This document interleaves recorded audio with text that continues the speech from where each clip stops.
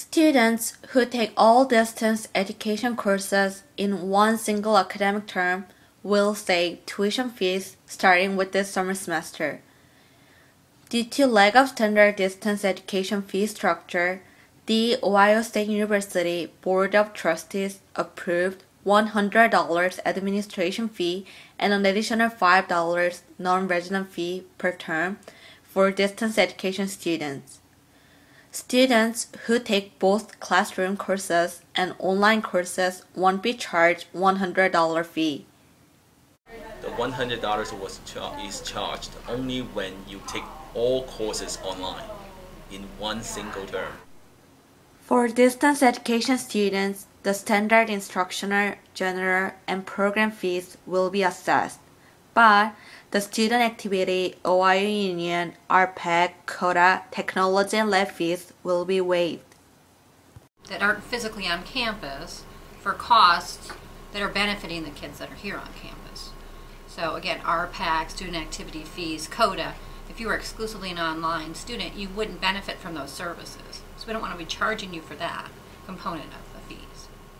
I think it's beneficial if we're not paying the union fees and activities fees, because for the international students, if they were to go back to their country, they're not doing anything here, so it's going to save money for them. Non-resident students will be charged $5 more in addition to $100 than resident students. State law requires us to have some differential between in-state and out-of-state. So we had to put something in the system and to differentiate those two pieces. And the $5 was really what we estimated to be kind of the market value of that differential. $100 or $105 distance education fee will be used to recover some of the administrative and service costs of the program. On the administrative side, the Office of the University Registrar will use the fees to develop custom software programs to automatically identify distance education courses and student enrollment. Registrar will be tracking those students who are only taking distance education classes for the term so that the correct student cohort is charged with the correct fees. The $100 fee is intended to be our best estimate today of what it would cost to process the online service. This is through the registrar's office. In our database system called the Student Information System, we have some issue with tracking students who are completed online. So we need to develop a custom software in order to track those students.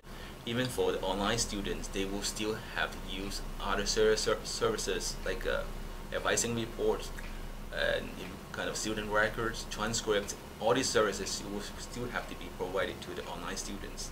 The on-site students, they pay already. There are pro and cons opinion on this new fee structure. I met students and graduate TA to listen how they think about this new fee structure.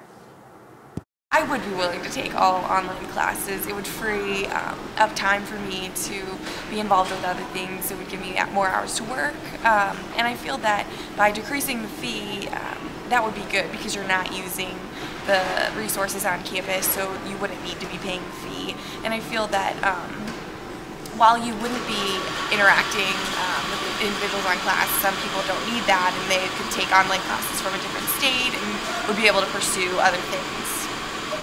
So one question I would raise about this new policy is effectiveness, because the class that I've taught for over 3 years, there has always been a greater demand than how many students we can actually accept into the class. So unless the school makes a systematic plan or strategy to actually increase the number of online classes that are going to be available for students, the actual number of students who will be able to benefit from this new policy will actually be very limited. If there's a greater chance that there will be an increased number of online classes, it's good for students like me because we have more opportunities to teach and also receive funding from the school. So that's one advantage to students. University and students need to see whether this new fee will be beneficial to most of students or not. They should concern students' beneficial college life at first. It's important to understand that as we really standardize and develop that process and capture what the pure cost of distance learning is, we'll relook at the fee as that program continues to grow and make sure that it's the appropriate fee over time. Reporting for Comfort 22, I'm Jennifer Jung.